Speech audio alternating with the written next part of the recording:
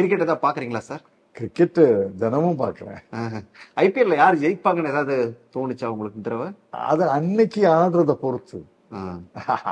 இப்ப நேத்து Royal Challengers தோத்து போச்சு, முந்தா நாள் குஜராத் டைட்டன்ஸ் தோத்து போச்சு. அவங்க 2 பேரும் ஏற்கனவே கணக்கு வந்தா இருந்துச்சா?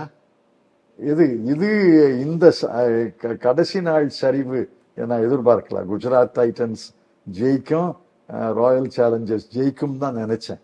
ஏன்னா அவர்கள் யார போயிருந்தாங்க, டெல்லி கேபிட்டலையும் லக்னோ சூப்பர் ஜெயண்ட்டையும் ஹைதராபாத் சன்ரைஸையும் அவங்க கடைசியில் இருக்காங்க, இவங்க 2 பேரும் மேல இருக்காங்க. ஆனா அன்னைக்கு ஆடுறத பொறுத்து தான் அரை இறுதி இறுதி போட்டி எழும்போது அன்றைக்கு என்ன டீம் ஆடுதோ, எந்த டீம் வேணாலும் எந்த டீமையும் தோக்கடிக்கலாம். அந்த அளவுக்கு இன்னைக்கு விளையாட்டு வீரர்கள் இருக்கிறாங்க. ஸ்டேடியத்துக்கு எப்ப கடைசியா போய் பாத்தீங்க நேர்ல? ஸ்டேடியத்துக்கு பார்த்தது ஒரு 5-6 வருஷத்துக்கு முன்னாடி. இங்க ஒரு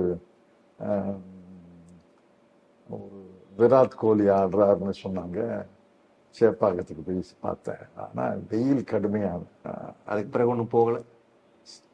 ஒரு முறை டெல்லியில அருண் ஜேட்லி கூப்பிட்டாரு, அதுவும் 10 வருஷம் ஆச்சு. அந்த 2 ஸ்டேடியத்தை தவிர